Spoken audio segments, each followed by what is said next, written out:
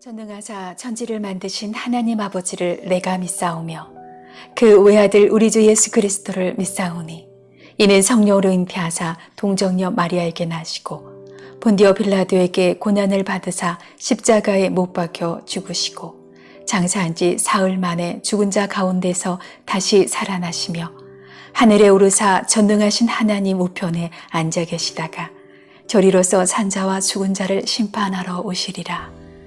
성령을 믿사오며 거룩한 공예와 성도가 서로 교통하는 것과 죄를 사하여 주시는 것과 몸이 다시 사는 것과 영원히 사는 것을 믿사옵나이다. 아멘.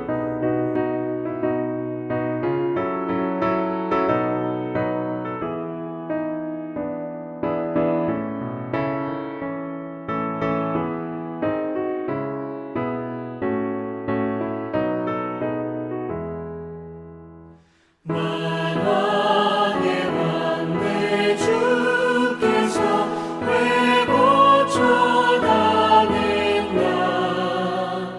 이 벌레 같은 날 위해 그 보혈을 흘렸네. 십자가 내가 처음 볼 때에 나의 맘에 큰 고통 사라져 오늘 믿고서 내 눈 밝았네. 참내 기쁨 영원하도다. 주 십자가 못 박힘은 속죄함 아닌가. 그 긍휼함과 그 은혜 말할 수 없도다.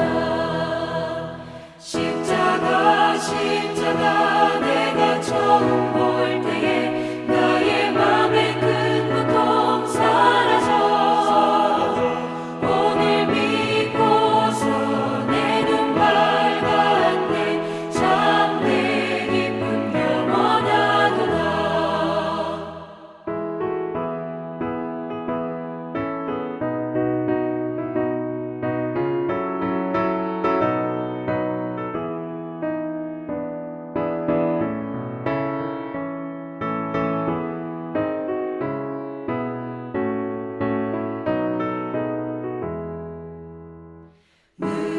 울어도 그 큰 은혜 다 갚을 수 없네. 나 주님께 몸 바쳐서 주의 일 힘쓰리. 십자가 내가 처음 볼 때에 나의 맘에 큰 고통 사라져 오늘 믿고서 내 눈 밝았네. 참내 기쁨 영원하도다.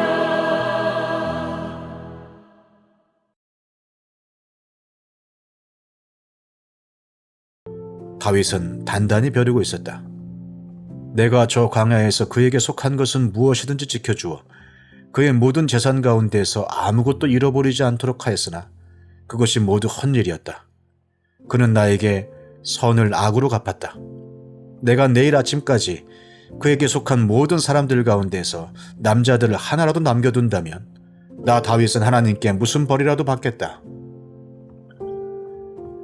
아비가일이 다윗을 보고 급히 나귀에서 내려서 다윗 앞에 엎드려 얼굴을 땅에 대고 절을 하였다. 그런 다음에 아비가일이 다윗의 발 앞에 엎드려 애원하였다. 죄는 바로 나에게 있습니다. 이 종이 말씀드리는 것을 허락해 주시고 이 종의 말에 귀를 기울여 주십시오. 장군께서는 나의 몹쓸 남편 나발에게 조금도 마음을 쓰지 마시기 바랍니다. 그 사람은 정말 이름 그대로 못된 사람입니다. 이름도 나발인데다 하는 일도 어리석습니다. 그런데다가 장군께서 보내신 젊은이들이 왔을 때에는 내가 거기에 있지 않아서 그들을 만나지도 못하였습니다. 장군께서 사람을 죽이시거나 몸소 원수를 갚지 못하도록 막아주신 분은 주님이십니다. 주님도 살아계시고 장군께서도 살아계십니다. 장군님의 원수들과 장군께 해를 끼치려고 하는 자들이 모두 나발과 같이 되기를 바랍니다. 여기에 가져온 이 선물은 장군님을 따르는 젊은이들에게 나누어 주시라고 내가 가져온 것입니다. 이 종의 허물을 용서해 주시기 바랍니다. 장군께서는 언제나 주님의 전쟁만을 하셨으니 주님께서 틀림없이 장군님의 집안을 영구히 세워주시고 장군께서 사시는 동안 평생토록 아무런 재난도 일어나지 않도록 도와주실 것입니다. 그러므로 어느 누가 일어나서 장군님을 죽이려고 쫓아다니는 일이 있더라도 장군님의 생명은 장군께서 섬기시는 주 하나님이 생명 보자기에 싸서 보존하실 것이지만 장군님을 거역하는 원수들의 생명은 주님께서 돌팔매로 던지듯이 팽개쳐 버리실 것입니다. 이제 곧 주님께서 장군께 약속하신 대로 온갖 좋은 일을 모두 베푸셔서 장군님을 이스라엘의 영도자로 세워주실 터인데 지금 공연히 사람을 죽이신다든지 몸소 원수를 갚으신다든지 하여 왕이 되실 때에 후회하시거나 마음에 걸리는 일이 없도록 하시기 바랍니다. 주님께서 그처럼 좋은 일을 장군께 베풀어 주시는 날 이 종을 기억해 주시기 바랍니다. 다윗이 아비가일에게 말하였다. 주 이스라엘의 하나님이 오늘 그대를 보내어 이렇게 만나게 하여 주셨으니 주님께 찬양을 드리오. 내가 오늘 사람을 죽이거나 나의 손으로 직접 원수를 갚지 않도록 그대가 나를 지켜주었으니 슬기롭게 권면하여 준 그대에게도 감사하오. 하나님이 그대에게 복을 베풀어 주시기를 바라오. 그대에게 아무런 해도 입히지 못하도록 나를 막아주신 주 이스라엘의 하나님이 확실히 살아계심을 두고 분명하게 말하지만 그대가 급히 와서 이렇게 나를 맞이하지 않았더라면 나발의 집안에는 내일 아침이 밝을 때까지 남자는 하나도 살아남지 못할 뻔하였어. 그리고 다윗은 그 여인이 자기에게 가져온 것들을 받고서 이렇게 말하였다. 평안히 집으로 돌아가시오. 내가 그대의 말대로 할 터이니 걱정하지 마시오.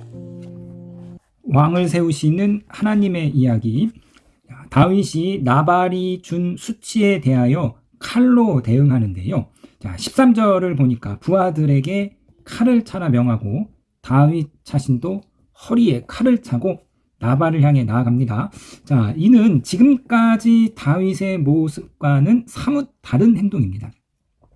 사무엘서에서 지금까지 손에 칼을 든 사람은 다윗이 아니라 사울 왕이었는데요. 사울은 왕이 된 이후에 줄곧 그 손에 칼과 창이 들려 있었습니다. 이는 사울이 하나님의 말씀으로 정의로 통치하는 왕이 아니라 무력과 힘으로 통치하는 권력임을 보여주고 있는 거죠. 반면 다윗은 지금까지 칼이 아니라 하나님의 말씀에 의지했습니다. 그런데 본문에서 다윗이 칼을 차고 직접 사사로운 복수에 나서는데요. 자, 나발의 일행을 향해서 완전히 사륙의 보복을 단행하려 했습니다. 자, 사랑하는 성도님 여러분, 이는 결코 하나님이 세우신 왕의 됨됨이가 아니죠. 왕의 모습이 아닙니다. 자, 아무리 나발이 다윗에게 수치를 주었다고 하더라도 먹을 것을 안 주었다고 해서 그것도 동족, 같은 유다 지파의 유력한 자 나발을 살해하는 것은 이것은 잘못된 행동입니다. 잘못된 사륙이지요. 마치 사울이 하고 있는 짓을 다윗이 똑같이 하려는 것과 같습니다. 자, 혈기에 사로잡힌 다윗을 나발의 현숙한 아내 아비가일이 막아서는데요. 자, 이 소식을 들은 아비가일이 급히 음식을 장만해서 다윗 앞으로 나아가 예를 갖추고 남편의 어리석음을 대신 사과하고 용서를 구했습니다. 더하여서 이 아비가일은 하나님께서 당신 다윗 편이십니다. 이제 당신 다윗이 곧 왕이 될 것입니다. 당신이 이제 곧 왕이 될 때인데 그때 걸림돌이 될 어리석은 짓을 하지 마십시오. 혈기에 사로잡혀서 나발을 죽임으로써 당신이 왕이 될 때에 걸림돌이 되는 행동을 하지 마십시오. 자, 31절 보시겠는데요. 자, 아비가일의 현숙한 여인 아비가일의 말입니다. 지금 공연히 사람을 죽이신다든지 몸소 원수를 갚으신다든지 하여 왕이 되실 때에 후회하시거나 마음에 걸리는 일이 없도록 하시기를 바랍니다. 주님께서 그처럼 좋은 일을 장군께 베풀어 주시는 날 이 종을 기억해 주시기 바랍니다. 자, 우리나라에서 이제 장관이 되기 위해서는 청문회를 거쳐야 되잖아요. 다윗도 왕이 되기 위해서는 다윗의 청문회를 거쳐야 되는데 이 청문회 때 두고 화자가 될, 두고 문제가 될, 당신이 왕이 될 때에 걸림돌이 될 어리석은 살육을, 어리석은 복수를 당신 손으로 하지 마십시오. 자, 여기서 이제 다윗의 면모가 드러나는데 이 현숙한 여인 아비가엘의 충고를 다윗이 기꺼이 받아들입니다. 심지어 하나님의 섭리에 의한 그 섭리의 손길로 이 아비가일의 여인의 말을 받아들여요. 야, 어디 감히 무엄하게 이 안 여자가 나서가지고 남자들 하는데, 야, 무엄하도다 저리 가지 못하냐, 당장 이 여인을 치워버려라, 이렇게 말하지 아니하고 다윗이 현숙한 여인의 지혜로운 말에 귀를 기울입니다. 자, 사랑하는 성도님 여러분, 이것이 바로 다윗이 갖고 있는 겸손의 모습입니다. 이러한 모습을 자주 볼 수 있어요. 다윗은 이 지혜로운 여인의 말에 귀를 기울였고, 선지자가 와서 다윗의 잘못을 지적했을 때 기꺼이 다윗은 그 피드백을 받아들였습니다. 이처럼 타인의 피드백, 특별히 타인의 이 부정적인 피드백에 귀를 기울이는 것이 겸손의 모습입니다. 누가 막 싫은 소리 한마디만 하면, 누가 막 이런 소리 한마디 하면 막 주둥이가 이만큼 튀어나와가지고 막 삐져가지고 이러고 있는 것이 아니라 타인의 교훈과 훈계와 피드백을 통해서 자신을 객관화하고 자신을 점검하고 그것을 통해서 자기 성장을 이루어 나아가는 것, 이 겸손의 모습이 바로 하나님이 세우신 왕이 갖추어야 할 중요한 특성입니다. 자, 신정 아래에서 왕정, 이스라엘의 왕이 갖추어야 할 가장 중요한 덕목은 하나님의 말씀에 귀를 기울이는 것이죠. 그래서 왕은 항상 하나님의 말씀인 율법을 곁에 두고 율법의 말씀을 읽어야 하는 것이고, 이스라엘 왕 곁에는 선지자를 두어서 선지자를 통해서 하나님의 말씀을 들어야 합니다. 그러나 하나님이 율법으로도 말씀하시고 선지자로 말씀하시고 뿐만 아니라 여인의 입을 통해서도 하나님께서 자신의 말씀을 전하시죠. 자, 32절 다윗이 이렇게 말하고 있습니다. 다윗이 아비가일에게 말하였다. 주 이스라엘의 하나님이 오늘 그대를 보내어 이렇게 만나게 하여 주셨으니 주님께 찬양을 드리오. 자, 이 아비가일이 다윗을 막아서게 한 이 행동을 다윗은 하나님의 섭리로 받아들였습니다. 한 여인의 말조차도 지금 혈기를 부리고 있는 나를, 지금 내가 어리석은 행동을 하려고 하는 나를 내 스스로 복수하려고 하는 이 손을 막으시는 하나님의 손길로 이해하는 것이죠. 이것이 바로 현실 속에서 눈에 보이지는 않지나 그 배후에서 역사하시는 하나님의 섭리의 손길을 바라보는 다윗의 신앙과 믿음입니다. 자, 사랑하는 성도님 여러분, 왕은 지혜자의 말을 눈여겨 듣는 사람입니다.